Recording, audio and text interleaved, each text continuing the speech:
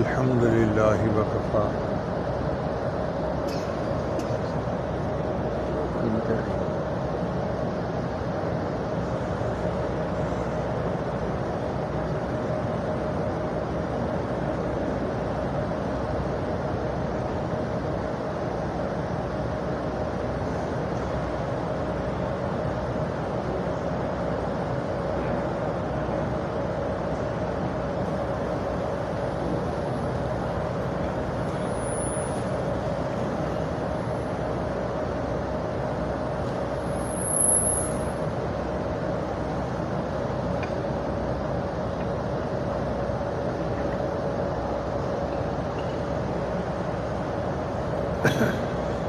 الحمد للہ وکفا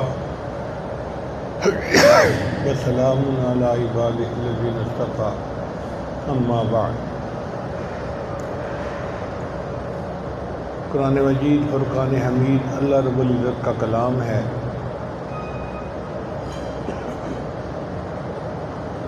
یہ اسرار و رموز سے بھری ہوئی کتاب ultimate realities of the universe, کائنات کی صداقتوں کا مجموعہ۔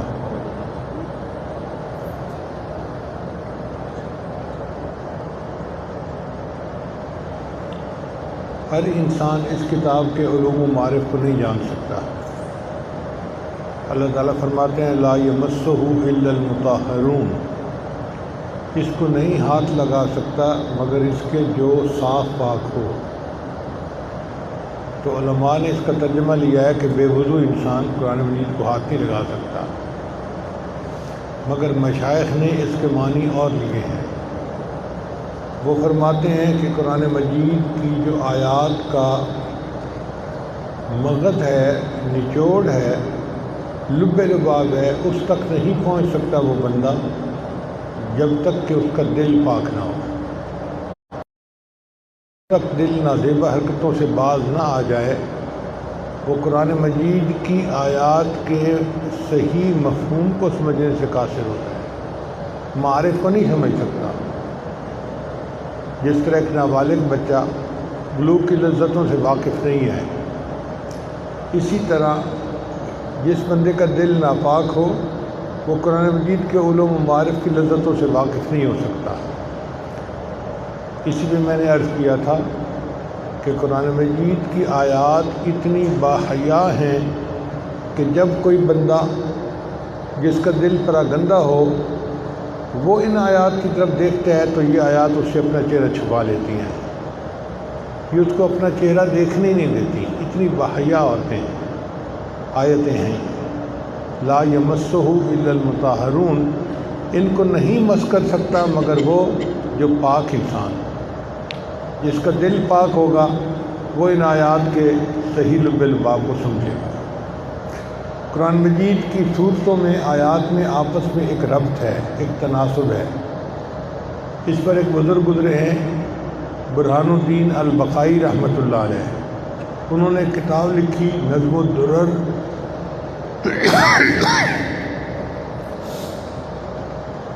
نظم الدرر فی تناسب الآیات والصور، آیات اور صورتوں کے درمیان جو تناسب ہے اس پر انہوں نے پوری کتاب لکھی، 6 جلدوں میں ہے، اور ایک ایک جلد اتنی موٹی ہے کہ مجھ سے ایک ہاتھ سے نہیں اٹھائی جاتی تھی۔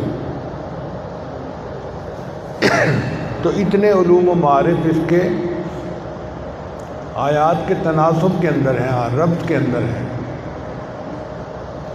چنانچہ کچھ صورتیں ایسی ہیں کہ جن کا آپس میں ایک دوسرے کے ساتھ ربط ہوتا ہے،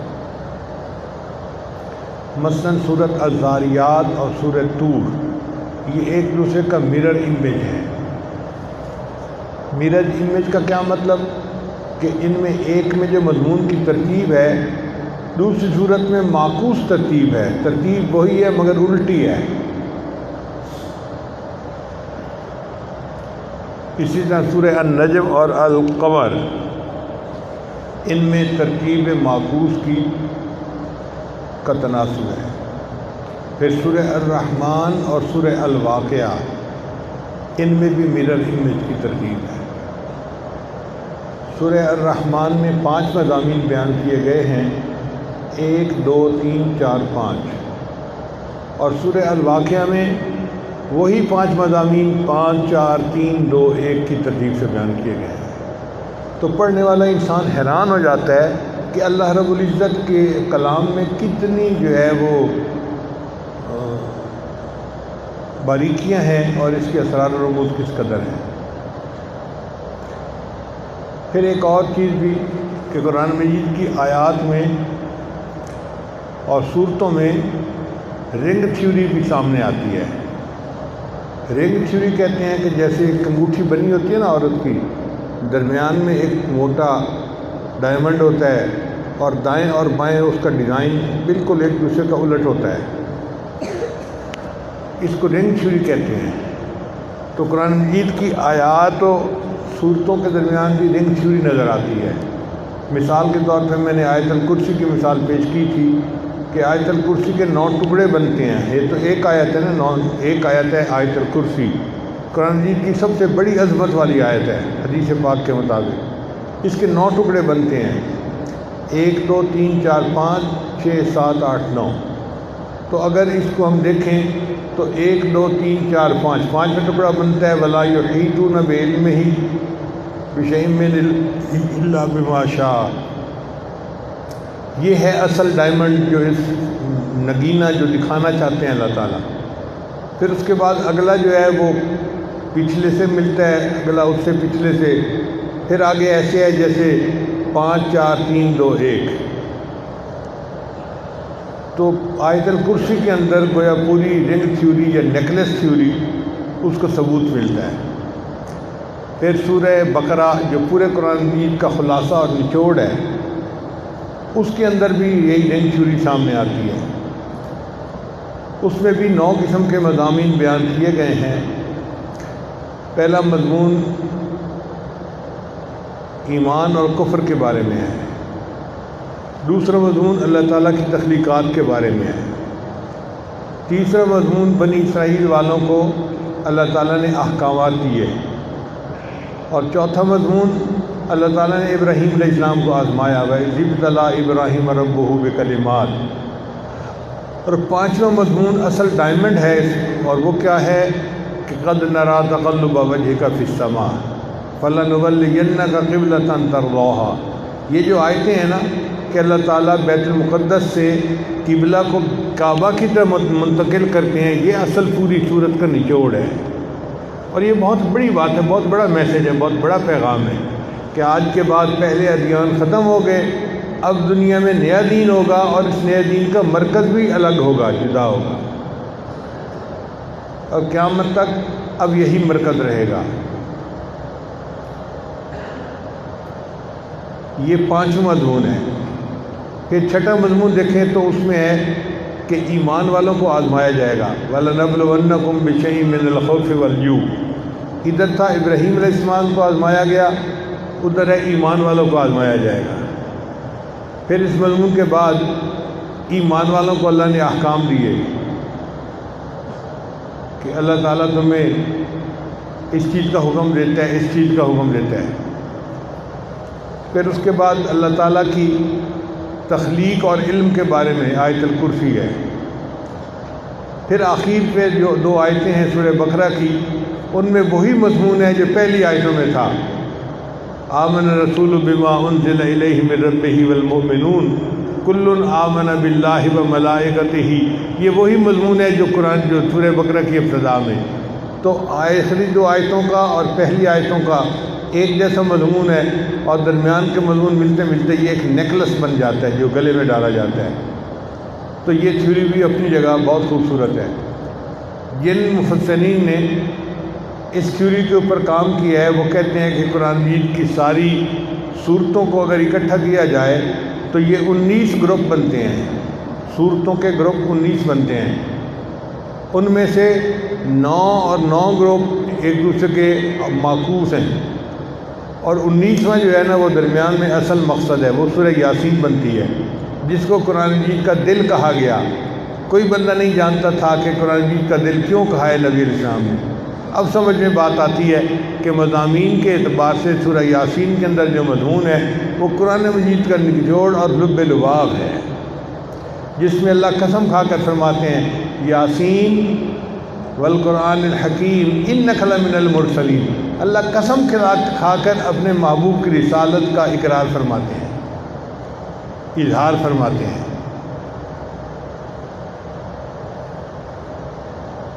تو اگر 19 مضمون بنتے ہیں تو 9 ایک طرف لڑی بنی، 9 ایک طرف لڑی بنی، 18 اور 19واں درمیان میں، جس کو ہم ٹکا یا ڈائمنڈ کہتے ہیں، وہ درمیان میں آ گیا سورہ یاسین کا۔ پوری زندگی گزر جائے اور ہم قرآن مجید کے علوم و معارف کو سمجھنا شروع کریں تو ہم پورے معارف کو نہیں سمجھ سکتے، بلکہ ہم تو 1% بھی نہیں سمجھ سکتے۔ پورے معارف کو سمجھنا تو بہت دور کی بات ہے۔ بہرحال اب قصہ مختصر کرتے ہوئے ہم سورہ الرحمن کی طرف آتے ہیں کہ اللہ تعالیٰ نے اس سورت کو الرحمن کے لفظ سے شروع کیا۔ اچھا، یہ سورہ الرحمن جو ہے نا، اس سے پہلے سورہ القمر تھی۔ سورہ القمر اللہ تعالیٰ کی جلال کی اور جبروت کی نشانی ہے، اور سورہ الرحمن اللہ کی رحمت اور رحمت کی نشانی ہے۔ چنانچہ سورہ قمر کے اندر اللہ نے مومنین کو خوب ڈانٹ پھلائی، 4 دفعہ کہا فکیف کان عذابی ونذر، کیسے تھا میرا عذاب، کیسے تھا ہمارا ڈرانا۔ اب آیا جیسے کوئی تھپڑ لگائے نا کسی کو، پھر کہتے ہیں اب تمہیں مزہ آیا۔ بالکل یہی مضمون ہے۔ اللہ فرماتے ہیں فکیف کان عذابی ونذر، اور جلال اور ہیبت کا تقاضا بھی یہ تھا کہ اللہ تعالیٰ ایسی ڈانٹ پھلاتے۔ سورہ الرحمن چونکہ رحمت کا تقاضا کرتی ہے، اس میں اللہ تعالیٰ نے 31 مرتبہ فرمایا فَبِأَيِّ آلَاءِ رَبِّكُمَا تُكَذِّبَانِ، اے انسانوں اور جنوں کے گروہ، تم اپنے رب کی کون کون سی نعمتوں کو جھٹلاؤ گے۔ یہ محبت اور پیار کا کلمہ ہے۔ جیسے ماں اگر بچے کو ناراض ہو کے جو ہے نا غصہ کر بیٹھے اور بچہ رو پڑے تو ماں پھر کچھ کافی دیر اس کو پیار کرتی ہے، تو تو میرا بیٹا ہے، تو میری جان ہے، تو میرا پیارا ہے، اس کو تسلی دیتی ہے۔ اللہ تعالیٰ نے سورہ قمر میں مومنوں کو ڈانٹ پلائی، اور پھر سورہ الرحمن میں 31 مرتبہ اپنے بندوں کو فرمایا تم اپنے رب کی کون کون سی نعمتوں کو جھٹلاؤ گے، دیکھو یہ میری نعمت، یہ میری نعمت۔ فَبِأَيِّ آلَاءِ رَبِّكُمَا تُكَذِّبَانِ، تم اپنے رب کی کون کون سی نعمتوں کو جھٹلاؤ گے۔ تو واقعی ہم تو اللہ تعالیٰ کی نعمتوں کو نہیں جھٹلا سکتے، اور خاص طور پر ہمارے اوپر تو اللہ کی اتنی نعمتیں ہیں، اتنی نعمتیں ہیں۔ وَإِن تَعُدُّوا نِعْمَتَ اللَّهِ لَا تُحْصُوهَا، تم اللہ کی نعمتوں کو گننا چاہو تم گن بھی نہیں سکتے، اتنی نعمتیں اللہ کی ہمارے اوپر ہیں۔ آپ غور کریں، اللہ ہمیں بینائی نہ دیتے ہم اندھے ہوتے، گویائی نہ دیتے ہم گنگے ہوتے، اللہ سماعت نہ دیتے ہم بہرے ہوتے، اللہ ہمیں سر پہ بال نہ دیتے ہم گنجے ہوتے، ہمیں کپڑے نہ دیتے ہم ننگے ہوتے، اللہ ہمیں پیانی نہ دیتے ہم پیاسے ہوتے، اللہ ہمیں کھانا نہ دیتے ہم بھوکے ہوتے، اولاد نہ دیتے لاوالد ہوتے، مکان نہ دیتے ہم بے گھر ہوتے، اللہ تعالیٰ ہمیں اگر علم نہ دیتے ہم جاہل ہوتے، اللہ تعالیٰ اگر ہمیں عقل نہ دیتے ہم پاگل ہوتے، اللہ دولت نہ دیتے ہم بھکاری ہوتے، اللہ عزت نہ دیتے ہم ذلیل ہوتے، اللہ ہمیں صحت نہ دیتے ہم بیمار ہوتے۔ آج جو عزتوں بھری زندگی ہم گزارتے پھر رہے ہیں، یہ اللہ کا فضل اور احسان ہی تو ہے۔ ہم تو اللہ کی نعمتوں میں ڈوبے ہوئے ہیں سر سے لے کے پاؤں تک۔ فَبِأَيِّ آلَاءِ رَبِّكُمَا تُكَذِّبَانِ، اے انسانوں اور جنوں تم اپنے رب کی کون کون سی نعمتوں کو جھٹلاؤ گے۔ اب یہاں ایک سوال پیدا ہوتا ہے کہ اللہ رب العزت نے 31 مرتبہ اس کلمے کو کیوں دہرایا؟ یہ تو پکی بات ہے کہ اس کلمے کو بار بار پڑھ کے مزہ آتا ہے تلاوت کرتے ہوئے، مگر اس کے پیچھے کوئی حکمت بھی تو ہوگی نا۔ تو مفسرین نے اس کے 2 طرح سے جواب دیے ہیں۔ ایک جواب تو انہوں نے یہ دیا ہے کہ جی اللہ نے کلمہ تو ایک دفعہ فرمایا فَبِأَيِّ آلَاءِ رَبِّكُمَا تُكَذِّبَانِ، مگر اس کو پھر 30 مرتبہ اللہ نے ریپیٹ کر دیا ہے، تو ٹوٹل 31 ہو گئے۔ بات سمجھ آ گئی؟ کل کتنے ہوئے؟ 31۔ تو کلمہ تو ایک دفعہ فرمایا، مگر اس کو جو ریپیٹ کیا تو ریپیٹ کتنی دفعہ کیا؟ 30 ٹائمز کیا۔ اور اس کی انہوں نے 2 وجوہات لکھی ہیں۔ پہلی وجہ یہ لکھی کہ اس سے پچھلی صورت میں اللہ نے 4 مرتبہ کہا ہے فَكَيْفَ كَانَ عَذَابِي وَنُذُرِ، ایک دفعہ کلمہ کہا اور 3 دفعہ اس کو ریپیٹ کیا۔ وہ چونکہ ڈانٹ پلانے والا کلمہ تھا اور 3 دفعہ اللہ نے ڈانٹ پلائی، اس کے بدلے میں اللہ نے سورہ الرحمن میں 30 مرتبہ تسلی کا کلمہ کہہ دیا، تاکہ میرے ایمان والے بندے پریشان نہ ہو جائیں کہ اللہ تعالیٰ ہم سے ناراض ہو گئے۔ نہیں میرے بندوں، میں تو تم سے راضی ہوں، تم تو میرے ایمان والے بندے ہو نا، اس لیے میں تم سے راضی ہوں۔ تو 30 مرتبہ اللہ نے یہ کلمہ کہا فَبِأَيِّ آلَاءِ رَبِّكُمَا تُكَذِّبَانِ۔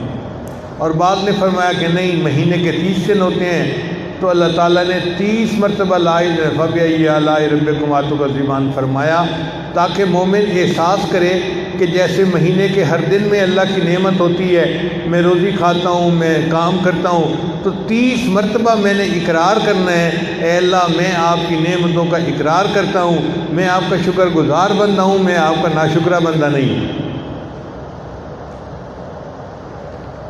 بعض مفسرین نے کہا کہ اچھا یہ بھی اچھی توجیہ ہے کہ 3 مرتبہ ڈانٹ پلائی تو 30 مرتبہ تسلی دی، مگر کلمہ تو 31 مرتبہ کہا گیا نا، 31 مرتبہ، تو اس کی کیا ریزن ہے؟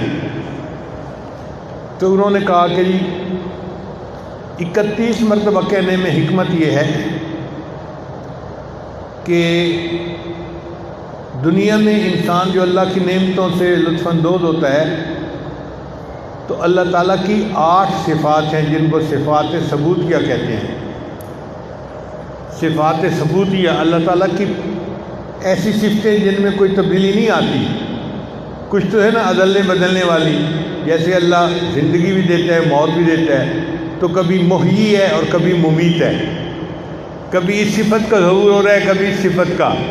مگر کچھ ایسی صفات ہیں جو مستقل ہیں، جیسے حیات، علم، سمع، بصر، ارادہ، قدرت، یہ اللہ تعالیٰ کی صفات ثبوتیہ کہلاتی ہیں۔ یہ 8 بنتی ہیں۔ تو صفات ثبوتیہ کتنی ہیں؟ 8۔ انہوں نے کہا کہ 8 صفات ثبوتیہ کی وجہ سے دنیا میں ہمیں اللہ کی نعمتیں ملتی ہیں، لہذا 8 تو صفات ثبوتیہ ہو گئی۔ پھر اس کے بعد جہنم کے 7 دروازے ہیں، لہا 7 ابواب، قرآن مجید میں ہے۔ اور اللہ تعالیٰ نے مومن کے لیے وہ 7 دروازے بند کر دیے۔ تو 8 صفات ثبوتیہ اور 7 جہنم کے 7 دروازے بند ہوئے، تو 8 اور 7 کتنے ہو گئیں؟ 15 ہو گئیں۔ اور جنت کے 8 دروازے ہیں۔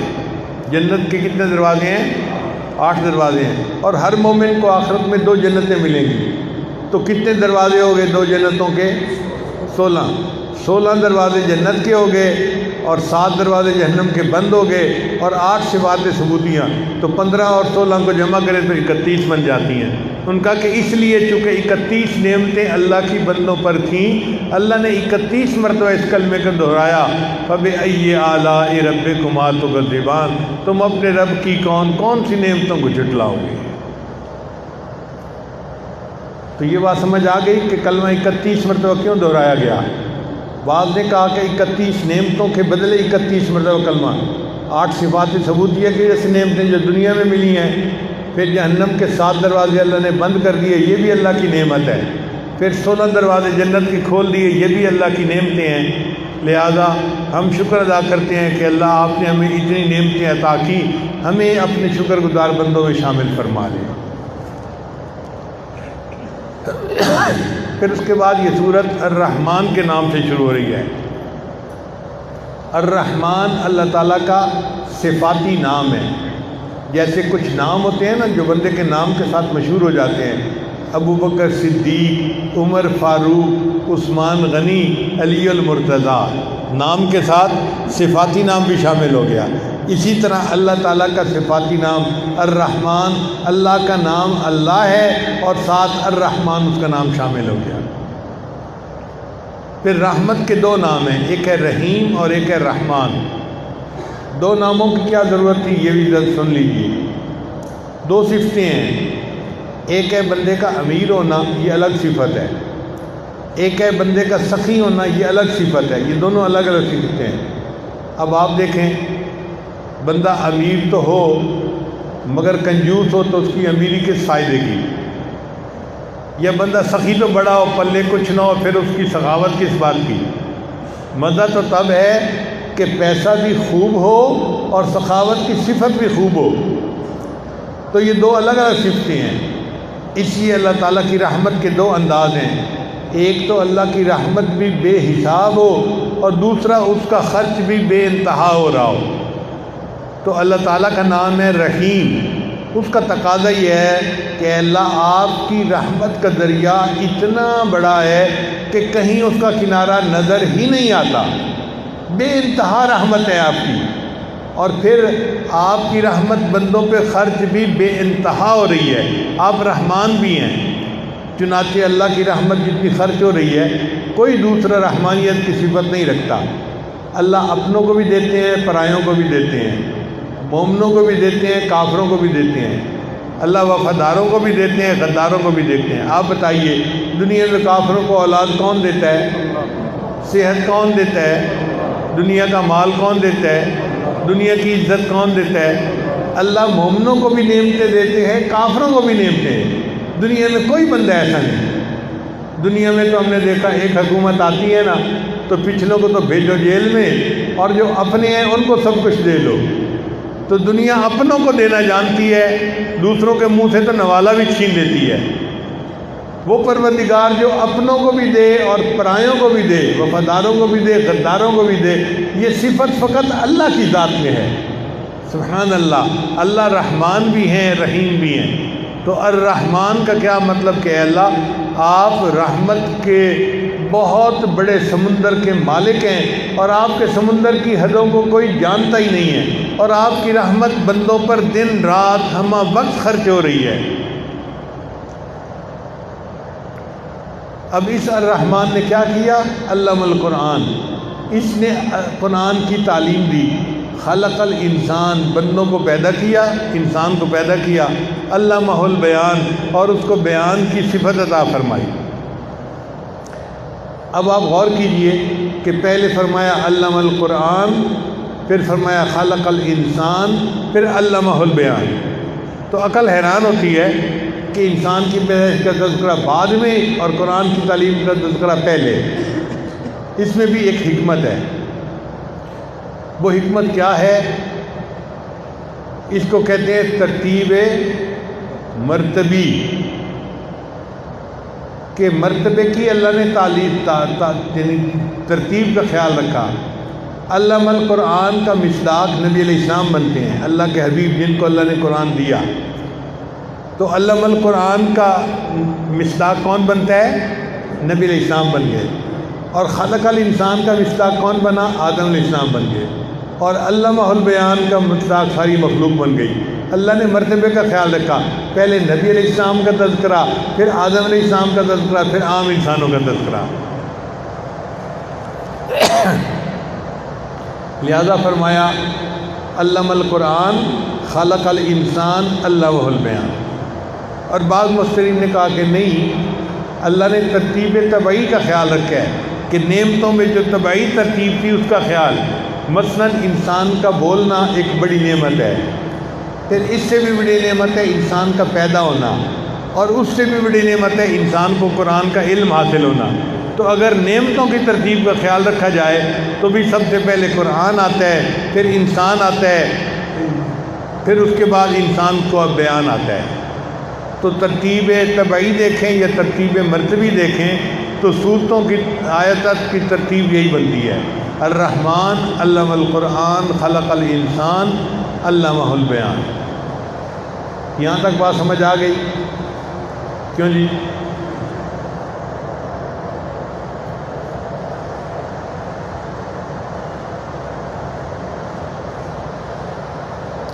اب ایک سوال پیدا ہوتا ہے، سوال یہ پیدا ہوتا ہے لٹا دیں کمرے میں۔ سوال یہ پیدا ہوتا ہے کہ یہاں پر اللہ تعالیٰ نے قرآن مجید کے علم کا تذکرہ پہلے کیا اور انسان کی تخلیق کا تذکرہ بعد میں کیا۔ الرحمن علم القرآن خلق الانسان علمہ البیان، ایسے ہی ہے نا؟ پہلے تذکرہ کس کا ہوا؟ قرآن کا، پھر تذکرہ ہوا انسان کا، جبکہ سورہ علق میں اس کا الٹ ہے۔ سنیے، اللہ فرماتے ہیں اقرأ بسم ربک الذی خلق خلق الانسان من علق اقرأ بربک الاکرم الذی علم بالقلم علم الانسان ما لم یعلم۔ تو سورہ علق میں انسان کی تخلیق کا تذکرہ پہلے کیا، علم کا تذکرہ بعد میں کیا۔ یہاں علم کا تذکرہ پہلے، انسان کی تذکرہ، تو یہ فرق کیوں ہے؟ ہاں جی، کون بتائیں گے؟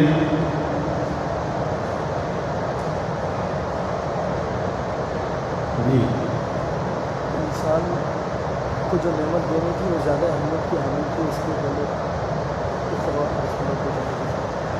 تو سورہ الرحمن میں اللہ نے علم کا تذکرہ پہلے کیا، انسان کی تخلیق کا تذکرہ بعد میں کیا، جبکہ سورہ علق میں اللہ نے انسان کی پیدائش کا تذکرہ پہلے کیا، علم کا تذکرہ بعد میں کیا۔ یہ تضاد کیوں ہے؟ فرق کیوں ہے؟ تو مفسرین کو اللہ جزائے خیر دے، انہوں نے مسئلے کو حل کر دیا۔ انہوں نے کہا کہ اس میں کوئی فرق نہیں ہے، سمجھ کی بات ہے۔ سورہ الرحمن میں قرآن کے علم کا تذکرہ تھا، وہ انسان کی پیدائش سے بڑی نعمت ہے۔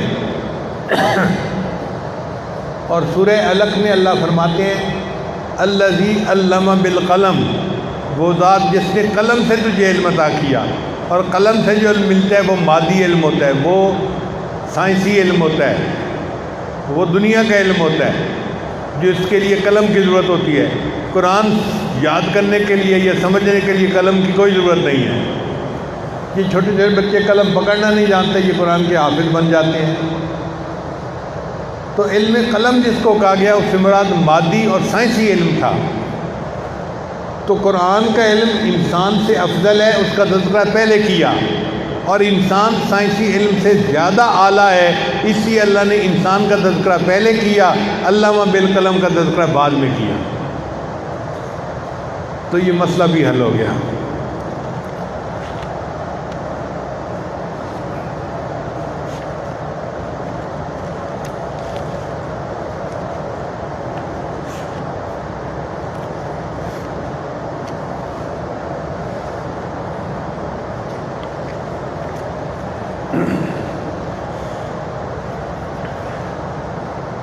کل کے درس میں ہم نے یہ بات پڑھی تھی وَلِمَنْ خَافَ مَقَامَ رَبِّهِ جَنَّتَانِ، کہ جو اپنے رب کے سامنے کھڑے ہونے سے ڈر گیا اس کو اللہ 2 جنتیں عطا فرمائیں گے۔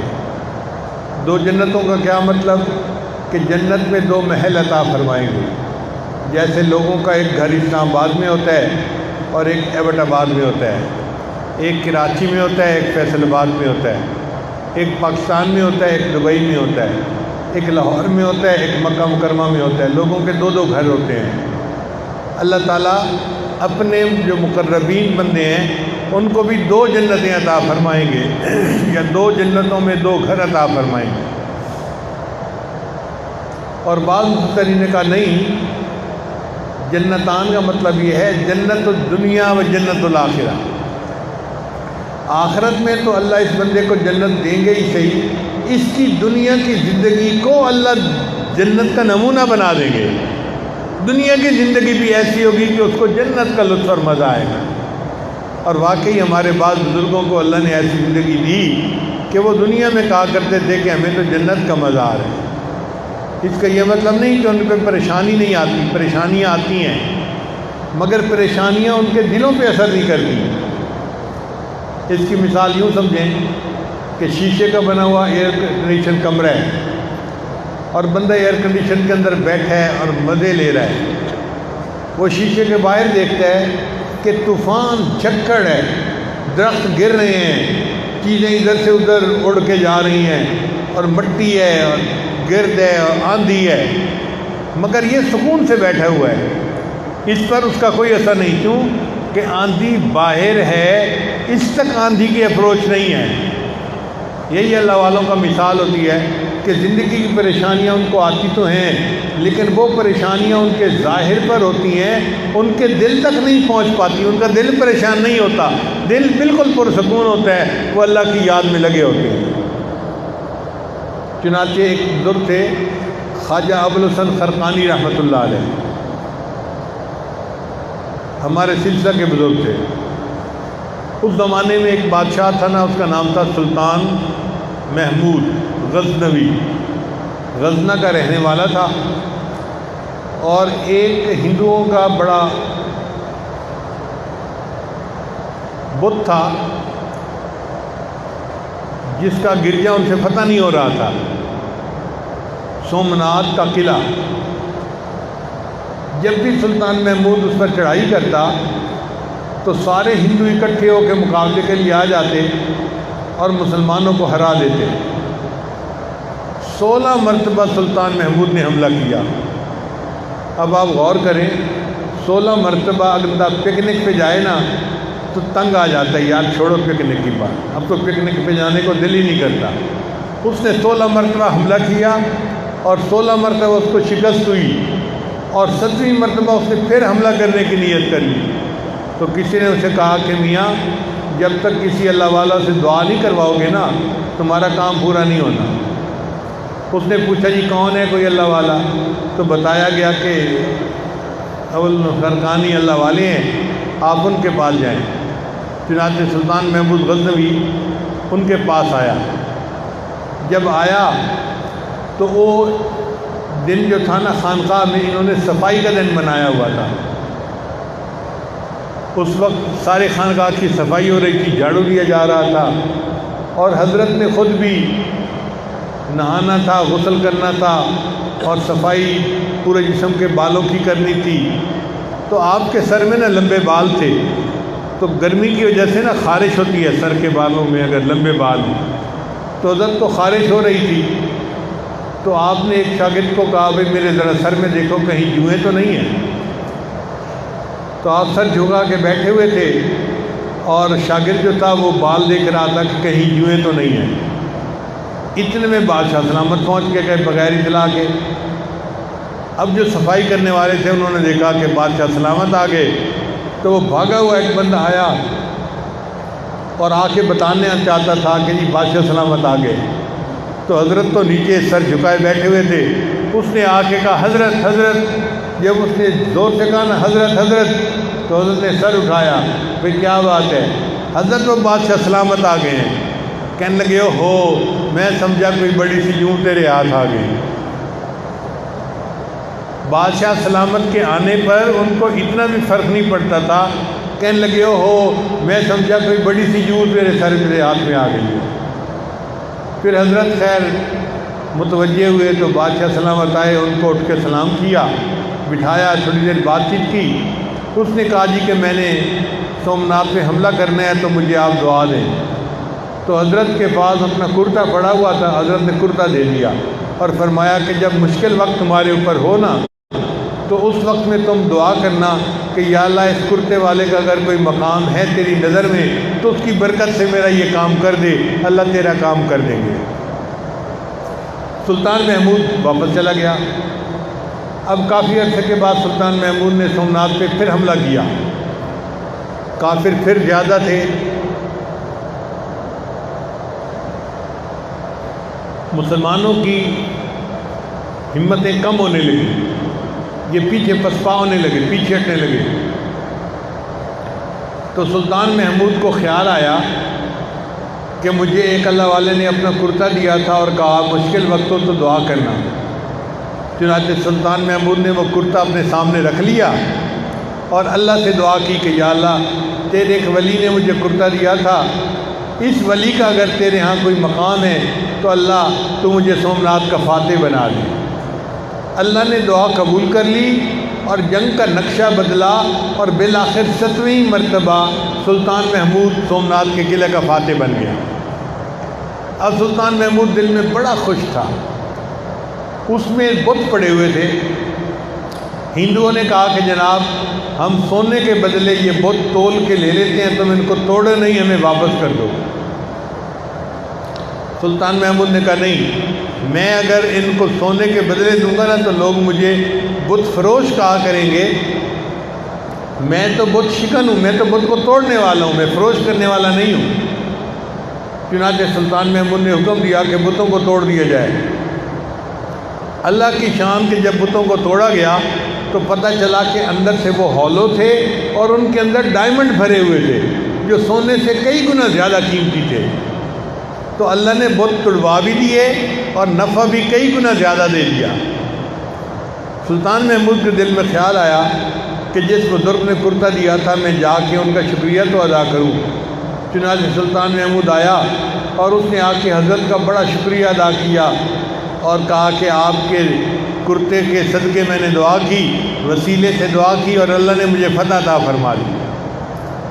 تو جب اس نے یہ بتایا تو اول سرکانی رحمت نے پوچھا سلطان محمود مجھے سچ سچ بتاؤ تم نے دعا کیا کی تھی؟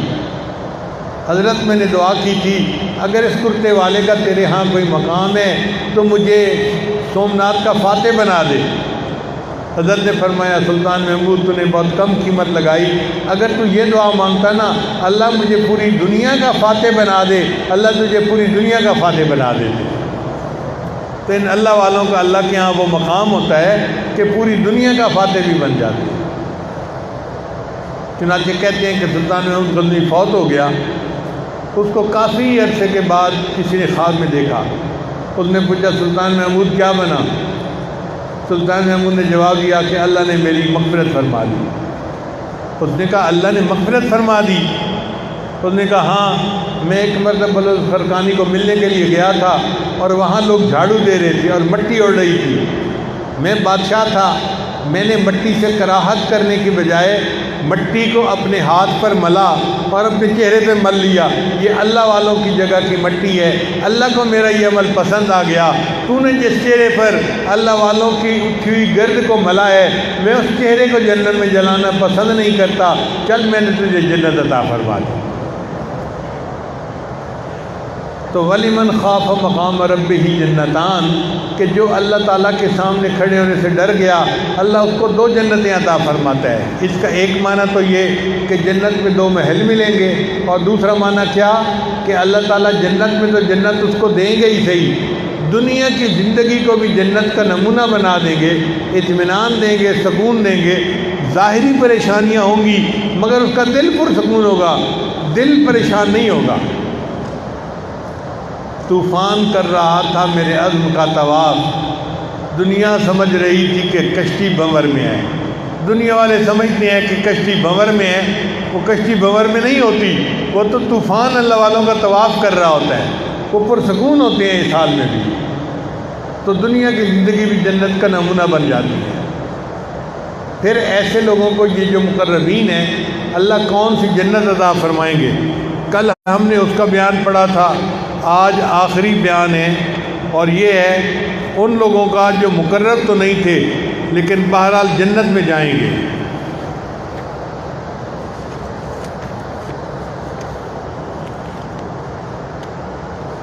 اللہ فرماتے ہیں وَمِن دُونِهِمَا جَنَّتَانِ اور ان 2 جنتوں کے علاوہ 2 جنتیں اور بھی ہوں گی۔ فَبِأَيِّ آلَاءِ رَبِّكُمَا تُكَذِّبَانِ بس تم اپنے رب کی کون کون سی نعمتوں کو جھٹلاؤ گے۔ مدہامتان بہت گہرے سبز باغ، یعنی یہ جو جنتیں ہوں گی نا ان کے جو درخت ہوں گے وہ بہت سبز گہرے ہوں گے اور خوبصورت باغ ہوں گے۔ فَبِأَيِّ آلَاءِ رَبِّكُمَا تُكَذِّبَانِ فِيهِمَا عَيْنَانِ نَضَّاخَتَانِ ان میں 2 چشمے ہوں گے جو ابلتے ہوئے ہوں گے۔ ابلتے ہوئے چشمے آپ جانتے ہیں آج کل تو سپرنگ نیچے لگے ہوتے ہیں پمپ کے ساتھ اور ان میں سے پانی جو ہے فوارے کی طرح اوپر جا رہا ہوتا ہے، یہ عینان نضاختان ہیں۔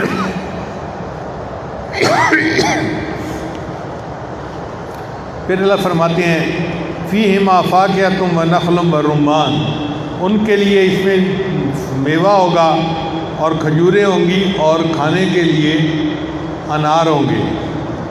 فَبِأَيِّ آلَاءِ رَبِّكُمَا تُكَذِّبَانِ، تم اپنے رب کی کون کون سی نعمتوں کو جھٹلاؤ گے۔ فِيهِنَّ خَيْرَاتٌ حِسَانٌ، اس میں عورتیں ہوں گی جو اچھے اخلاق والی ہوں گی اور بہت خوبصورت ہوں گی۔ خیرات کا مطلب اچھے اخلاق والی اور حسان کا مطلب حسن والی۔ فَبِأَيِّ آلَاءِ رَبِّكُمَا تُكَذِّبَانِ، تم اپنے رب کی کون کون سی نعمتوں کو جھٹلاؤ گے۔ حور مقصورات فی الخیام، یہ حوریں ہوں گی جو بند ہوں گی خیموں کے اندر ایمان والوں کے لیے۔ مقید ہوں گی، جیسے عورتیں گھروں میں مقید رہتی ہیں مردوں کے لیے، اسی طرح یہ حوریں ہوں گی جو خیموں میں مقید رہیں گی جنتیوں کے لیے۔ فَبِأَيِّ آلَاءِ رَبِّكُمَا تُكَذِّبَانِ، پس تم اپنے رب کی کون کون سی نعمت کو جھٹلاؤ گے۔ لم یطمثہن انس قبلہم ولا جان، ان کو ان سے پہلے نہ کسی انسان نے چھوا ہوگا نہ کسی جن نے، یعنی جو جن حوریں ہوں گی ان کو کسی جن مرد نے نہیں چھوا ہوگا، جو انسان عورتیں ہوں گی ان کو کسی انسان نے نہیں چھوا ہوگا۔ فَبِأَيِّ آلَاءِ رَبِّكُمَا تُكَذِّبَانِ، تم اپنے رب کی کون کون سی نعمتوں کو جھٹلاؤ گے۔ متکئین علی رفرف خضر وعبقری حسان، یہ بیٹھے ہوئے ہوں گے کے اوپر جو سبز ہوں گی اور قیمتی قالین ہوں گے۔ فَبِأَيِّ آلَاءِ رَبِّكُمَا تُكَذِّبَانِ، تم اپنے رب کی کون کون سی نعمتوں کو جھٹلاؤ گے۔ تبارک اسم ربک ذی الجلال والاکرام، برکت والا ہے نام تیرے رب کا جو جلال والا ہے اور اکرام والا ہے۔ حدیث پاک میں آتا ہے جو بندہ دعا مانگے اور اللہ کو پکارے یا ذی الجلال والاکرام، تو ان الفاظ کو سن کے اللہ کو پیار آتا ہے اور اللہ اس بندے کی دعا کو قبول کرتے ہیں۔ لہذا دعا مانگتے ہوئے یا ذی الجلال والاکرام، یا ذی الجلال والاکرام، یہ دعا مانگنی چاہیے۔ اب یہاں پر صورت تو مکمل ہو گئی، لیکن اس صورت میں ایک دو باتیں اہم ہیں۔ دو جنتوں کا تذکرہ ہے، ایک جنت ہے سابقین کی، مقربین کی، اور ایک جنت ہے ہر جنتی کی جو بھی جنت میں داخل ہو گیا۔ میں آپ ہم گنہگار بندے بھی جنت میں جائیں گے تو ایک جنت تو ہمیں بھی مل جائے گی، مگر وہ ذرا نیچے درجے کی جنت ہوگی۔ جو اللہ کے دوست ہیں، اولیاء ہیں، ان کے لیے جنت بہت بلند درجے کی جنت ہوگی۔ شروع میں سمجھتا تھا کہ جہاز میں دو کیٹیگریز ہوتی ہیں، ایک ہوتی ہے فرسٹ کلاس اور ایک ہوتی ہے اکانومی کلاس۔ پھر بعد میں پتہ چلا کہ بیرون ملک میں فرسٹ کلاس کم ہوتی ہے، بزنس کلاس بڑی ہوتی ہے۔ تو بزنس کلاس اور اکانومی کلاس پوری دنیا کا یہی دستور ہے۔ ایک مرتبہ میں ریاض سے دبئی کے لیے چلا تو میں نے جہاز کا عجیب حال دیکھا، نیا جہاز تھا ایمریٹ کا۔ انہوں نے کہا جی ہمارے ہاں یا تو فرسٹ کلاس ہوتی ہے یا بزنس کلاس ہوتی ہے، اکانومی ہوتی ہی نہیں۔ میں نے پوچھا بندے سے کہ کیوں نہیں ہوتی؟ اس نے کہا جی غریب اس جہاز میں سفر کرتے ہی نہیں، یہ جو کہ سعودی عرب سے دبئی جاتا ہے تو شہزادے اور امیر لوگ سفر کرتے ہیں، اس لیے اکانومی کلاس اس میں بنائی نہیں گئی۔ تنخواہ اس کی بہت جو ہے نا کاسٹ ہے، امیر بندہ ہی اس میں بیٹھ سکتا ہے۔ تو فرسٹ کلاس تھی اور بزنس کلاس تھی۔ اس دن مجھے بات سمجھ میں آئی کہ اللہ تعالیٰ نے بھی دو طرح کی جنتیں بنائی ہیں، ایک جنت ہے فرسٹ کلاس جنت جو اللہ نے اپنے اولیاء کے لیے بنائی ہے، اور ایک ہے بزنس کلاس جنت جو اللہ نے میرے آپ جیسے گنہگاروں کے لیے بنائی ہوئی ہے۔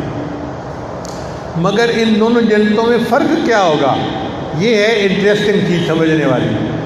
ایک جنت ہے جس کا تذکرہ کل ہم نے پڑھا، اور ایک جنت کا تذکرہ ہم نے پڑھا۔ اب آج ان کا تقابلی مطالعہ کرتے ہیں۔ پہلی بات کہ اللہ دونوں کے مضمون کو اسی آیت سے شروع کرتے ہیں، فَبِأَيِّ آلَاءِ رَبِّكُمَا تُكَذِّبَانِ۔ ادھر فرماتے ہیں ذواتا افنان، درخت ہوں گے جو بہت کثیر شاخوں والے ہوں گے، اور ادھر فرمایا مدھامتان کہ بہت گہرے رنگ کے سب درخت ہوں گے۔ تو گہرا رنگ کے سب درخت بھی اچھی بات ہے، مگر اس سے زیادہ اونچی بات یہ ہے کہ زیادہ شاخوں والے، زیادہ پھولوں والے، زیادہ پھلوں سے بھرے ہوئے وہ درخت ہوں گے۔ تو ادھر ذوات افنان کہا، پھر فرمایا فَبِأَيِّ آلَاءِ رَبِّكُمَا تُكَذِّبَانِ۔ پھر جو اللہ کے مقرب بندوں کی جنت کی فرسٹ کلاس جنت، اس کے بارے میں فرمایا فِيهِمَا عَيْنَانِ تَجْرِيَانِ، اس میں دو چشمے ہوں گے جو چلتے ہوں گے۔ جیسے لوگ نا نہر کے کنارے گھر بنانا پسند کرتے ہیں، تو لگتا ایسے ہے کہ یہ ایسی جنت ہوگی جس کے اندر سے دو نہریں گزرتی ہوں گی، چشمے گزر رہے ہوں گے، چل رہے ہوں گے۔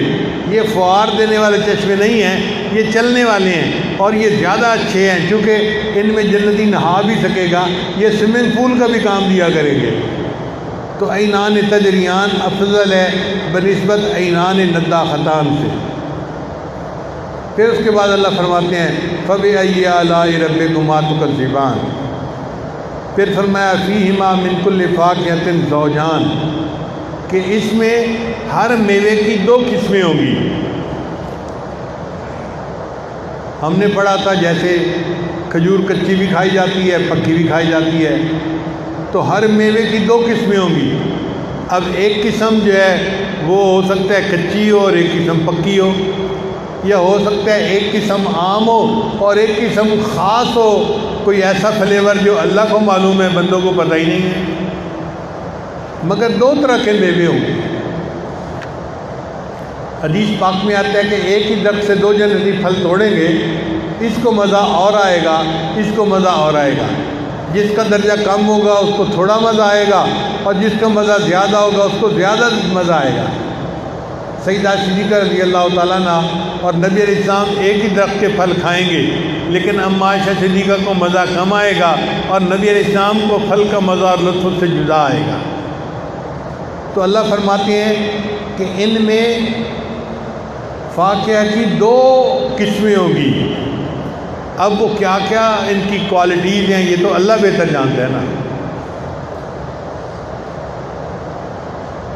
پھر اس کے بعد اللہ فرماتے ہیں متکئین علی فرش بطائنها من استبرق وجنى الجنتین دان، کہ متقی اپنے بستروں کے اوپر بیٹھے ہوں گے جن کا استر ریشم کا ہوگا اور پھل ان کے قریب ہوں گے۔ تو جو اللہ کے مقرب بندوں کی جنت تھی نا، تو وہاں نشانی یہ بتائی کہ بیٹھے ہوں گے اور پھل کھا رہے ہوں گے، تو ایسے لگتا ہے جیسے بیٹھنا کوئی بڑا مزے کی چیز ہوگی۔ جبکہ دوسری جنت میں اللہ تعالیٰ نے ان کی بیویوں کا تذکرہ کیا، فیہن خیرات حسان، ان میں ہوں گی اچھے اخلاق والی خوبصورت ان کی بیویاں۔ تو جو بزنس کلاس تھی اس کے لیے تو عورتوں کا تذکرہ کیا کہ ان کی بیویاں ہوں گی، خوبصورت ہوں گی، اس کا مطلب یہ کہ وہ اپنی بیویوں کے ساتھ وقت گزاریں گے اور لطف اندوز ہوں گے۔ اور جو اللہ کے مقرب بندوں کی جنت تھی اس میں اللہ فرماتے ہیں کہ وہ بیٹھے ہوئے ہوں گے۔ اب یہ بیٹھنا تو کوئی لذت والی چیز نہیں، عام بندہ تو یہی سمجھتا ہے، مگر سچ یہ ہے کہ یہ بیٹھنا لذت والی چیز ہوگی۔ کیوں کہ یہ یہاں دنیا میں بیٹھ کے جس طرح مراقبہ کیا کرتے تھے، جنت میں یہ جنتی بیٹھ کے اپنے اللہ کا مشاہدہ کیا کریں گے، اس لیے بیٹھنا ان کے لیے بہت نعمت ہوگی۔ بس یہ بیٹھے رہیں گے، محبوب کا دیدار کرتے رہیں گے۔ ان کی جنت میں سب سے بڑی تمنا یہی ہوگی ہم اللہ کا دیدار کرتے رہیں، ہمیں انٹرپٹ کوئی نہ کرے۔ کتابوں میں لکھا ہے کہ جو بندہ دنیا میں اندھا ہوگا نا، اللہ تعالیٰ اس کو جنت میں یہ نعمت دیں گے کہ وہ بغیر آنکھ چھپ کے اللہ کا دیدار کرے گا۔ اللہ فرمائیں گے تو نے دنیا میں میرے کسی غیر پر نظر نہیں اٹھائی تھی، اب تمہیں میں یہ نعمت دیتا ہوں تو بغیر انٹرپشن کے میرے دیدار کر سکے گا۔ تو جو اللہ والے ہوں گے جنہوں نے دنیا میں مراقبے کیے ہوں گے، گھنٹوں اللہ کے انتظار میں بیٹھے ہوں گے، اللہ ان کو جنتوں میں بیٹھنے کی آرام دہ جگہ بنا کے دیں گے اور فرمائیں گے تم اپنے تکیوں کے اوپر بیٹھ جاؤ، اور بیٹھ کے اب تمہیں مراقبہ نہیں کرنا، اب تو مشاہدے کا وقت ہے، تم بیٹھ کے اپنے اللہ کے جمال کا دیدار کرتے رہو۔ تب یہ خوش ہوں گے کہ دنیا میں ہم نے جو لمبے لمبے مراقبے کیے، آج اس کے بدلے ہمیں اتنا بڑا مشاہدہ نصیب ہو گیا، یہ اللہ کا ہم پر کتنا فضل اور کرم ہے۔ اور یہ اللہ والے جو ہے ان کو یہ مشاہدہ زیادہ مطلوب ہوگا بنسبت اپنی بیویوں کے۔ اس لیے اللہ نے ان کا بیویوں کا تذکرہ نہیں کیا، ان کو مشاہدے کا تذکرہ پہلے کیا۔ متقین علی فرش بطائن من استبرق وجنى الجنتین دان فبأي آلاء ربكما تكذبان۔ اب ہر وقت تو بندہ مشاہدہ نہیں کر سکتا، دل چاہتا ہے کہ ذرا گھر والوں سے بھی بات کرے، تو اللہ نے اس کے بعد پھر ان کی بات فرمائی فیہن قاصرات الطرف، ان میں نگاہیں نیچی رکھنے والی ہوں گی، اس سے مراد مومنہ عورتیں ہیں۔ تو اللہ والوں کے لیے مومنہ عورتوں کا تذکرہ کیا اس لیے کہ وہ حوروں سے بھی زیادہ خوبصورت ہوں گی، اور ہر مومنہ عورت کی خادمہ ایک حور عین ہوگی، اور اس حور عین کی آگے 70,000 حوریں اس کی خادمائیں ہوں گی۔ تو مومنہ عورت کا تو مقام ہی کچھ اور ہوگا۔ ام سلمہ رضی اللہ عنہا نے پوچھا اے اللہ کے حبیب صلی اللہ علیہ وسلم، کیا مومنہ عورتیں حوروں سے زیادہ خوبصورت ہوں گی؟ تو نبی علیہ السلام نے فرمایا ہاں، اتنی خوبصورت ہوں گی کہ جنت کی حوریں ان کے حسن کو دیکھ کے تعجب کیا کریں گی کہ یہ عورتیں کتنی زیادہ حسین ہیں۔ انہوں نے پوچھا کہ اللہ ان کو یہ حسن کیوں عطا فرمائے گا؟ تو نبی صلی اللہ علیہ وسلم نے فرمایا بتاؤ، کیا وہ نماز نہیں پڑھتی، روزہ نہیں رکھتی؟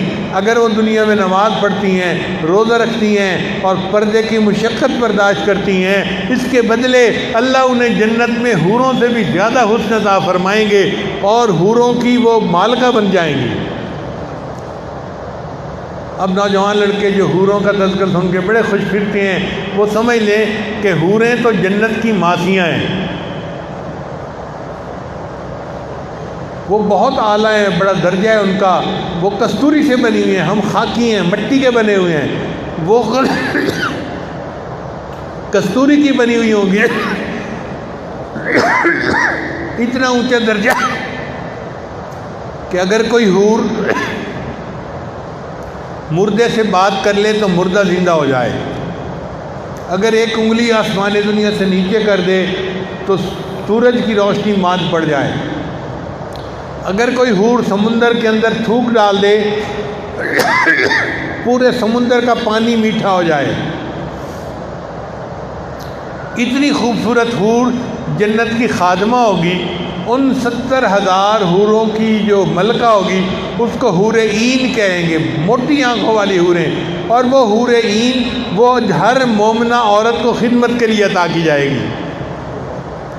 اب آپ بتائیں کہ جنت کا جو مالک ہوگا اس کو اپنی بیوی زیادہ پسند آئے گی یا وہ حوروں کے پیچھے بھاگتا پھر رہا ہوگا؟ تو ان مومنوں کے لیے اللہ نے ان کی بیویوں کو اتنا خوبصورت بنا دیا ہوگا، اتنا خوبصورت بنا دیا ہوگا کہ ان بیویوں کے سامنے حوریں بھی ترس رہی ہوں گی کہ کاش ہمیں یہ حسن عطا کر دیا جاتا۔ اس لیے ایمان والے جو ہیں وہاں بھی اپنی بیویوں کے ساتھ خوشی کا وقت گزاریں گے۔ اللہ فرماتے ہیں کأنہن الیاقوت والمرجان، ان کی بیویاں اتنی خوبصورت ہوں گی جیسے کہ کوئی یاقوت ہوتا ہے یا مرجان ہوتا ہے۔ فبأي آلاء ربكما تكذبان هل جزاء الإحسان إلا الإحسان فبأي آلاء ربكما تكذبان۔ دونوں جنتوں کے تذکروں میں اللہ نے 8 مرتبہ فبأي آلاء ربكما تكذبان اس میں ذکر کیا ہے، اور 8 مرتبہ دوسری جنت کے ذکر میں کیا ہے۔ 8 اور 8 16 تو یہ بن گئے، اور باقی 15 رہ گئے۔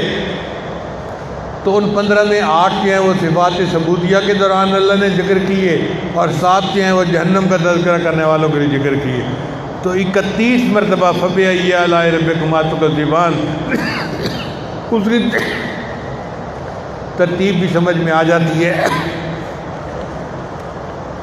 اللہ تعالیٰ نے قرآن مجید کی سچی محبت عطا فرمائے۔ اب آپ حضرات باقی سال اپنے گھروں میں جا کے قرآن مجید کا ترجمہ بھی سیکھیں، تفسیر بھی پڑھیں، قرآن مجید کی تلاوت بھی خوب کریں، اور قرآن مجید کے ساتھ اپنی قلبی محبت کو بڑھائیں۔ اللہ تعالیٰ ہمیں قرآن مجید کی جو علوم معارف ہیں وہ سب عطا فرمائے اور اس کی سچی محبت نصیب فرمائے۔ وآخر دعوانا ان الحمد للہ رب العالمین۔ دعا سے پہلے توبہ کے کلمات پڑھیں گے۔ سچے دل کے ساتھ یہ کلمات پڑھ لیجئے۔ ہم نہیں جانتے آج رمضان المبارک کا آخری رات ہے یا ایک دو راتیں اور بھی آئیں گی، ختم قرآن کی رات ہے، قبولیت دعا کی رات ہے۔ سچے دل کے ساتھ تو غائب ہو جائیے۔ پڑھ لیجئے بسم اللہ الرحمن الرحیم،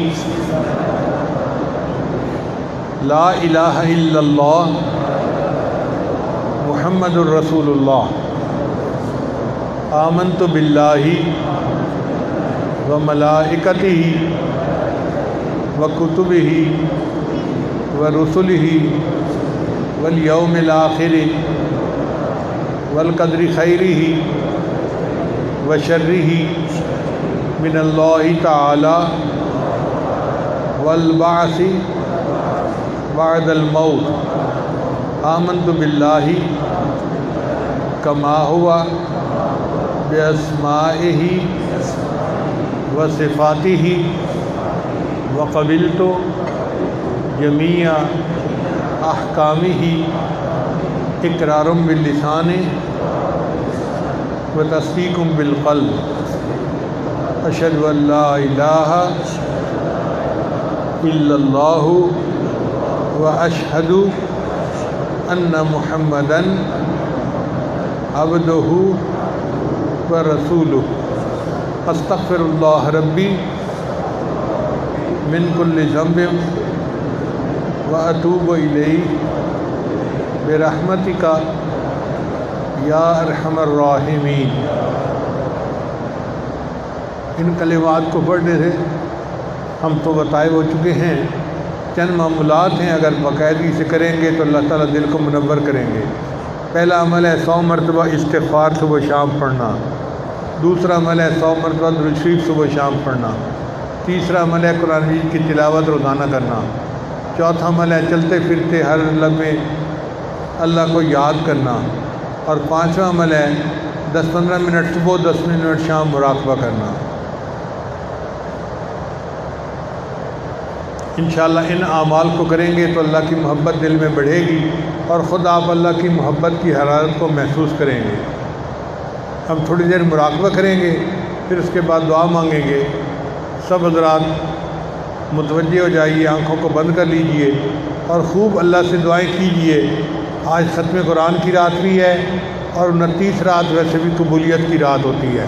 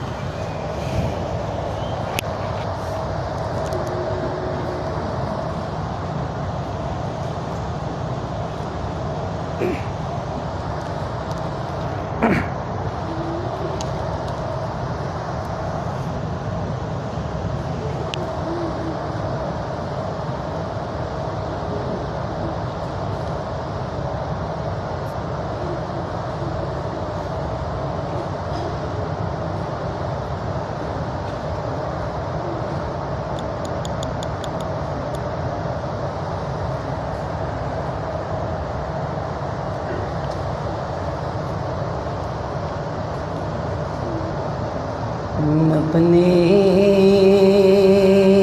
کسی عمل پہ سہارا ہی نہیں ہے، اپنے کسی عمل پہ سہارا ہی نہیں ہے، توبہ توبہ کیے بغیر گزارا ہی نہیں ہے،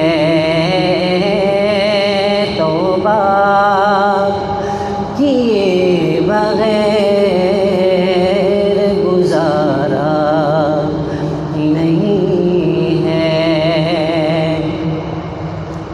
سنتا بھی ہے سوال وہ دیتا بھی ہے جواب، سنتا بھی ہے سوال وہ، دیتا بھی ہے جواب۔ غافل غافل ہے تو کہ دل سے پکارا ہی نہیں ہے۔ توبہ توبہ کیے بغیر گزارا ہی نہیں ہے۔ ہر زاویے سے دیکھا جہاں تک نظر گئی، ہر زاویے سے دیکھا جہاں تک نظر گئی۔ رحمت رحمت کا اس کی کوئی کنارہ ہی نہیں ہے۔ رحمت کا اس کی کوئی کنارہ ہی نہیں ہے۔ اس کے سوا جھکائے کہیں بھی بشر جبی، اس کے سوا جھکائے کہیں بھی بشر جبی۔ یہ بات کبریاء کو گوارا ہی نہیں ہے۔ یہ بات کبریاء کو گوارا ہی نہیں ہے۔ غافل کیا ہے ایسا ہوس نے جہان کی، غافل کیا ہے ایسا ہوس نے جہان کی۔ جو سانپ نفس کا ہے وہ مارا ہی نہیں ہے۔ توبہ توبہ کیے بغیر گزارا ہی نہیں ہے۔ محشر میں منہ دکھائیں گے آقا کو کس طرح، محشر میں منہ دکھائیں گے آقا کو کس طرح۔ آقا آقا آقا نے گر کہا یہ ہمارا نہیں ہے۔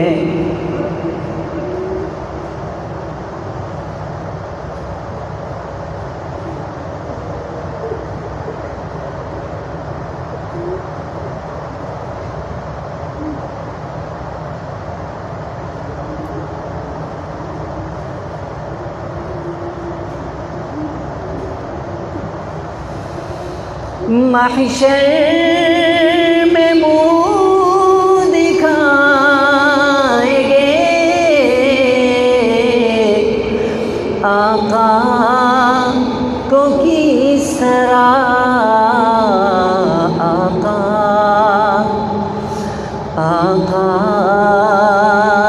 نے گر کہا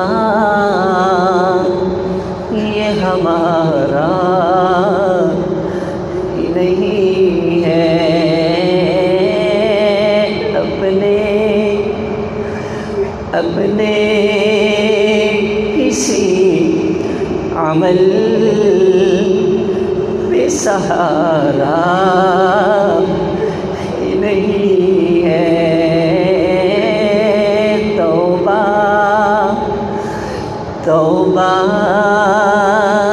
کیے بغیر گزارا ہی نہیں ہے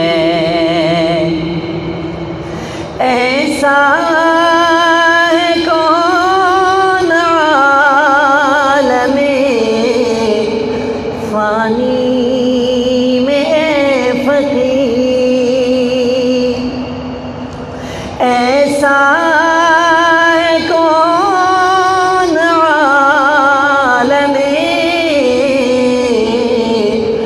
فانی میں فقیر جو زندگی کے کھیل میں ہارا نہیں ہے جو زندگی کے کھیل میں ہارا نہیں ہے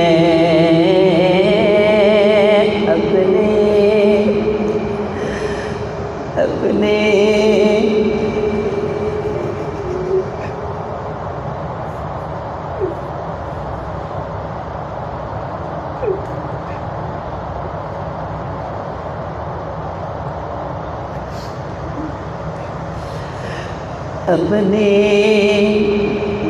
کسی عمل پہ سہارا نہیں ہے توبہ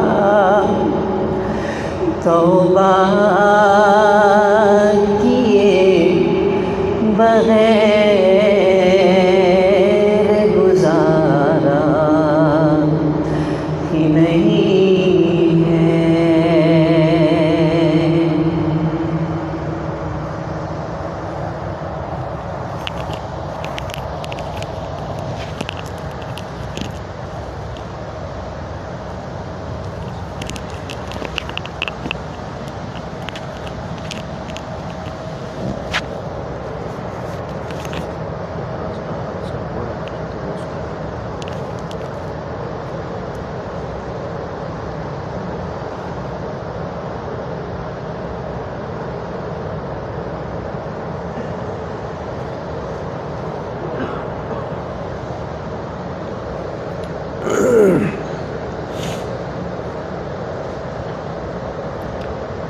سبحان ربی العلی وہاب اللہم صلی علی سیدنا محمد وعلی آل سیدنا محمد وبارک وسلم۔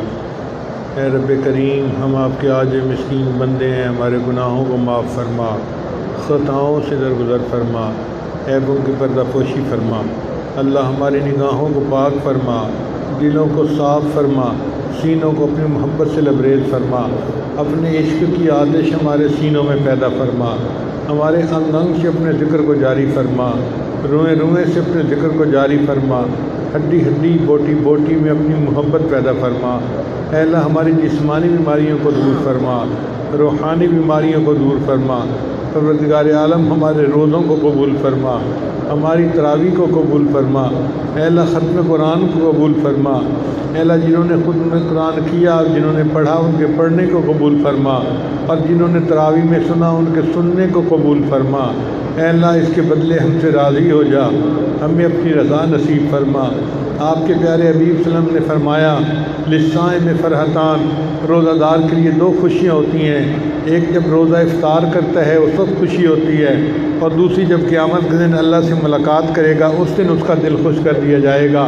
اے اللہ ہمیں یہ دونوں خوشیاں عطا فرما دیجیے۔ اے اللہ ویسے بھی رمضان شریف مکمل ہونے کا وقت قریب ہے، اے اللہ ہمیں ایک خوشی تو عید کی عطا فرما دیجیے اور دوسری خوشی قیامت کے دن عطا فرما دیجیے۔ اللہ ہم پر رحمت کی نظر فرما۔ آپ کے محبوب صلی اللہ علیہ وسلم نے فرمایا وآخر وعدکم من النار، رمضان کا آخری اشرہ جہنم سے آزادی کا اشرہ ہوگا۔ اے اللہ جتنے لوگ یہاں موجود ہیں یہ ان دعاؤں پر آمین کہہ رہے ہیں، اے اللہ سب کو جہنم سے نجات عطا فرما۔ اے اللہ ہم سے تو دھوپ کی گرمی برداشت نہیں ہوتی، جہنم کی گرمی کہاں برداشت ہوگی؟ اللہ ہم سے تو دو بندوں کے سامنے کی ذلت برداشت نہیں ہوتی، قیامت کا دن ساری مخلوق کے سامنے کی ذلت کہاں برداشت ہوگی؟ اللہ ہم پر مہربانی فرما دیجئے۔ اے اللہ ہم سے تو 2 کلو کا بوجھ سر پہ اٹھایا نہیں جاتا، قیامت کے دن یہ گناہوں کا ٹنوں کا بوجھ ہم سر پہ کیسے اٹھائیں گے؟ اللہ ہم پر رحمت فرما دے، ہمارے گناہوں کو معاف کر دے، ٹوٹے پھوٹے عملوں کو قبول فرما لے۔ اے اللہ جو بے اولاد ہیں ان کو اولاد نرینہ عطا فرما، جو صاحب اولاد ہیں ان کی اولادوں کو نیکوکار بنا، فرما بردار بنا، ماں باپ کی آنکھوں کی ٹھنڈک بنا۔ جن گھروں میں جوان بچے بچیاں موجود ہیں اے اللہ ان بچوں کے مستقبل کو روشن فرما، ماں باپ کے لیے فرض ادا کرنے آسان فرما۔ اے اللہ بیماروں کو شفا عطا فرما، ہماری ان دعاؤں کو اپنی رحمت سے قبول فرما۔ دور قریب سے بہت سارے لوگ آئے ہیں اس امید پر کہ ہماری دعائیں قبول ہوں گی، اے اللہ مہربانی فرما دیجئے، دعائیں قبول فرما لیجئے۔ اے اللہ اس مجمع میں سفید بالوں والے بھی ہیں جو کلمہ پڑھتے پڑھتے بال سفید کر بیٹھے، اے اللہ آپ آج ان کے اوپر ترس کھا لیجئے، ان کے سفید بالوں کی لاج رکھ لیجئے اور اے اللہ ان کے گناہوں کو معاف کر دیجئے۔ اے اللہ اس مجمع میں نوجوان بھی ہیں جو آج اپنے گناہوں سے سچی توبہ کرنا چاہتے ہیں، اے اللہ آج تو گرم خون بھی معافیاں مانگ رہا ہے۔ اے اللہ ان نوجوانوں کو اگر آپ نے معاف نہ کیا تو شیطان بہکائے گا، نفس بھٹکائے گا، جوانیاں ضائع ہو جائیں گی، ضائع ہونے سے بچا لیجئے۔ اللہ نیکی کے اوپر جما دیجئے، نیکی کا شوق عطا فرما، دین کی محبت عطا فرما اور اے اللہ ہمیں نیکیوں والی زندگی نصیب فرما، تقوی و طہارت والی زندگی نصیب فرما۔ اے اللہ اس مجمع میں چھوٹے چھوٹے بچے بھی ہاتھ اٹھائے بیٹھے ہیں، اے اللہ ہم آپ کو ان کے ہاتھوں کی معصومیت کا واسطہ دیتے ہیں، پروردگار عالم ان معصوم ہاتھوں کو خالی نہ لٹا اور ان کی برکت سے اللہ ہمارے بھی گناہوں کو معاف فرما دے، اللہ ہمارے بھی گناہوں کو معاف فرما دے۔ اے اللہ ہمارے بھی ہاتھوں کو خالی نہ لٹا، مہربانی فرما، ہماری ان دعاؤں کو اپنی رحمت سے قبول فرما۔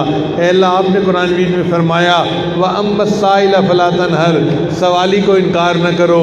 جب ہم دونوں کو حکم ہے ہم سوالی کو انکار نہ کریں، اے اللہ ہم بھی تو آپ کے در کے سوالی ہیں، پروردگار عالم آپ بھی ہمیں انکار نہ فرمائیے، ہمیں بھی عطا فرما دیجئے، جو ہمارے حاجات ہیں ان کو پورا کر دیجئے اور ہماری امیدوں سے بڑھ کر عطا فرما دیجئے۔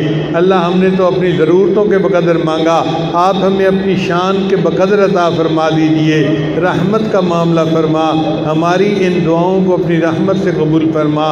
اللہ آپ نے جب فرعون کے پاس موسیٰ علیہ السلام کو ہارون علیہ السلام کو بھیجا تو انہیں فرمایا فَقُولَا لَهُ قَوْلًا لَيِّنًا، کہ تم جاؤ اور دونوں فرعون کے ساتھ نرم گفتگو کرنا۔ اے اللہ وہ فرعون جو انا ربکم الاعلیٰ کا دعویٰ کرتا تھا آپ اس کے ساتھ نرمی کا معاملہ کرنے کا حکم فرماتے ہیں۔ اے اللہ یہ جتنے لوگ یہاں مسجد میں موجود ہیں یہ سب سبحان ربی الاعلیٰ کی روزانہ سجدے میں سر ڈال کے گواہیاں دیتے ہیں۔ اے اللہ ہمارے ساتھ بھی نرمی کا معاملہ فرما لیجئے، اللہ ہمارے ساتھ بھی نرمی کا معاملہ فرما لیجئے، رحمت کا معاملہ فرما دیجئے۔ اے اللہ اعتکاف میں جتنے لوگ یہاں بیٹھے ہیں جب گھروں سے چلے تھے ان کے بیوی بچوں نے انہیں کہا تھا ہمارے لیے بھی دعائیں کرنا، ہمیں بھی یاد رکھنا، ہمیں بھی بخشوا کے آنا۔ اے اللہ بہت امیدیں لے کے آئے تھے، اے اللہ اب تو رمضان کا 1 آدھ دن باقی ہے، رب کریم رحمت کا معاملہ فرما، جو مانگنے آئے تھے وہ عطا کر دیجئے۔ اے اللہ ہم تو آپ کے در کی چوکھٹ پکڑ کے بیٹھے ہیں، یہ معتکفین 10 دن رات گزر گئے آپ کے در کو پکڑ کے بیٹھے ہوئے ہیں۔ اے اللہ مہربانی فرما دیجئے، آپ تو دنیا کے سخیوں سے زیادہ بڑے سخی ہیں، مہربانی کی ایک نظر فرما دیجئے، سب کی مرادیں پوری کر دیجئے، جو دل میں مرادیں لے کے آئے تھے اللہ ان کو پورا کر کے بھیج دیجئے، رحمت فرما دیجئے، اے اللہ بیماروں کو شفا عطا فرما، بیکاروں کو روزگار عطا فرما، اے اللہ جو نوجوان ہیں ان کو نیک دیندار قدردان رشتے نصیب فرما، اور شادی کے راستے میں جو رکاوٹیں ہیں ان کو بھی دور فرما، ماں باپ کے لیے ان کے فرض ادا کرنے آسان فرما، اللہ ہماری ان دعاؤں کو اپنی رحمت سے قبول فرما۔ آپ کے حبیب صلی اللہ علیہ وسلم نے جبریل علیہ السلام کی بد دعا پر آمین کہی تھی، اور جبریل علیہ السلام نے بد دعا یہ مانگی تھی، برباد ہو جائے وہ شخص جس نے رمضان کا مہینہ پایا اور اس نے اپنی بخشش نہ کروائی۔ میرے مولا اول تو ہمارے گناہ بہت زیادہ ہیں، اوپر سے اگر یہ بد دعا لگ گئی تو کیا بنے گا، اور اس پر آپ کے محبوب نے آمین کہہ دیا تھا۔ میرے اللہ معاف کر دیجئے، اے اللہ دل چاہتا ہے ساری رات یہاں بیٹھے رہیں، آپ کے سامنے روتے گڑ گڑاتے رہیں، معافیاں مانگتے رہیں اور آپ کو منا کے اٹھیں، مگر اے اللہ ہم انسان ہیں، کمزور ہیں، چند منٹ میں تھک جاتے ہیں، اے اللہ تو خود ہی مہربانی فرما۔ اللہ ہمارے گناہوں کو معاف فرما، اے اللہ جن کی آپ نے مغفرت کر دی ان کے لیے تو رمضان کے بعد عید کا دن ہوگا، اور جن کی آپ نے مغفرت نہ کی اللہ ان کے لیے تو وعید کا دن ہوگا۔ اللہ ہمیں وعید کے دن سے بچا دیجئے اور عید کا دن بنا دیجئے، اللہ عید کا دن خوشیوں کا دن بنا دیجئے، رحمت فرما دیجئے، ہماری ان دعاؤں کو اپنی رحمت سے قبول فرما لیجئے۔ اللہ میں اخلاق حمیدہ عطا فرما، اے اللہ میں نبی الاسلام کی ایک ایک سنت پر محبت کے ساتھ عمل کرنے کی توفیق عطا فرما۔ اے اللہ ہمارے اس پیارے ملک کی حفاظت فرما، یہ ملک بحرانوں کا شکار ہے، بحرانوں سے نجات عطا فرما، اس ہمارے ملک کو دین کا قلعہ بنا اور ہمیں شریعت و سنت کے مطابق زندگی گزارنے کی توفیق عطا فرما۔ اے اللہ وقت کے حکام کو اچھے فیصلے کرنے کی توفیق عطا فرما۔ اے اللہ فوج پاکستان کی حفاظت فرما، ان کی مدد فرما، جو پاکستان کا دشمن ہے اللہ اس کو ہدایت عطا فرما، جن کی قسمت میں ہدایت نہیں ان کو چن چن کے دفع دور فرما۔ اللہ ہماری ان دعاؤں کو اپنی رحمت سے قبول فرما۔ اے اللہ ابھی آج مجھے خبر ملی ہے کہ PIA کا ایک طیارہ کراچی میں تباہ ہو گیا ہے۔ اے اللہ جتنے لوگ بھی تھے سب کو شہادت کا مرتبہ نصیب فرما، اور جو ان کے پسماندگان ہیں ان کو صبر جمیل عطا فرما۔ اے اللہ رحمت کا معاملہ فرما، اے اللہ کرم کا معاملہ فرما، ہماری ان دعاؤں کو اپنی رحمت سے قبول فرما۔ اے اللہ کرونا وائرس کی بیماری کو ختم فرما۔ اے اللہ ہمارے ملک میں جو مہنگائی کا عذاب آیا ہوا ہے اس عذاب سے ہمیں نجات عطا فرما۔ اے اللہ ہمارے لیے مدارس اور مساجد کے دروازوں کو کھول دیجئے، ان کو پھر سے آباد کرنے کی توفیق عطا فرمائیے، اپنے گھر کا دیدار عطا فرما، اپنے حبیب صلی اللہ علیہ وسلم کے در کی قبولیت والی حاضری ہمیں بار بار نصیب فرما۔ ہماری ان دعاؤں کو اللہ اپنی رحمت سے قبول فرما۔ اے اللہ ہمارے اس پورے شہر پر رحمت نازل فرما، پورے رحم پر برکت نازل فرما۔ جتنے لوگ ہیں امیر ہیں غریب ہیں پڑھے لکھے ہیں ان پڑھ ہیں، اللہ مرد ہیں عورتیں ہیں، سب کو اللہ اپنی رحمت سے وافر حصہ نصیب فرما۔ ہماری ان دعاؤں کو اپنی رحمت سے قبول فرما۔ اے اللہ اعتکاف والوں کی ان دعاؤں کو پورے شہر کے حق میں قبول فرما، پورے ملک میں حق میں قبول فرما، بلکہ پوری امت کے حق میں قبول فرما۔ اے اللہ ہمیں دجال کے فتنوں سے محفوظ فرما اور اپنی رحمت کے ساتھ ہمارے ایمان کی حفاظت فرما۔ کریم آقا رحمت کا معاملہ فرما۔ میرے مولا ہم قسم اٹھا کر کہتے ہیں آپ کے سوا کوئی ہمارا حاجت روا نہیں، کوئی مشکل کشا نہیں، کوئی ہماری پناہ گاہ نہیں۔ اے اللہ جائیں تو کہاں جائیں، مانگیں تو کس سے مانگیں، نہ تیرے سوا کوئی در ہے نہ کوئی گھر ہے۔ اے اللہ ایک آپ ہی کا در ہے، اسی پہ بیٹھے مانگ رہے ہیں۔ اللہ ہماری جھولیاں بھر دیجئے، مرادیں پوری کر دیجئے، ہماری ان دعاؤں کو اپنی رحمت سے قبول کر دیجئے۔ رمضان مبارک کی ان بابرکت گھڑیوں میں اللہ گناہوں کو معاف فرما دیجئے اور ہمیں تقوی کی زندگی گزارنے کی توفیق عطا فرما دیجئے۔ اے اللہ جن لوگوں نے ہمیں دعاؤں کے لیے پیغام بھیجے ہیں، خط لکھے ہیں، فون کیے ہیں، اے اللہ ان سب کی حاجات کو پورا فرما اور ان کو ان دعاؤں میں وافر حصہ نصیب فرما۔ ربنا تقبل منا انک انت السمیع العلیم تب علینا۔ اے اللہ ہمارے ایک قریبی عالم علامہ ڈاکٹر خالد محمود صاحب جو ہمارے استاد بھی تھے، ہمارے مہربان بھی تھے، اے اللہ وہ وفات پا گئے، اے اللہ ان کی بخشش فرما اور ان کو اپنے قرب کے اعلیٰ ترین درجات عطا فرما۔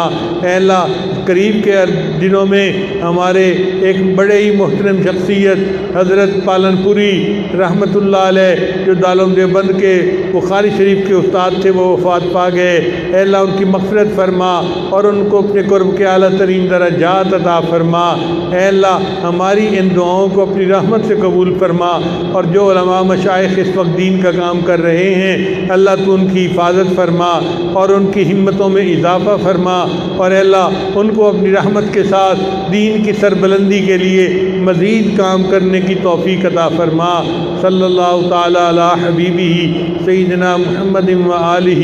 اے اللہ ہمارے والدین عزیز اقارب مشائخ جو فوت ہو چکے ان کی مغفرت فرما اور جن کی آپ نے مغفرت کر دی قرب کے اعلیٰ ترین درجات عطا فرما۔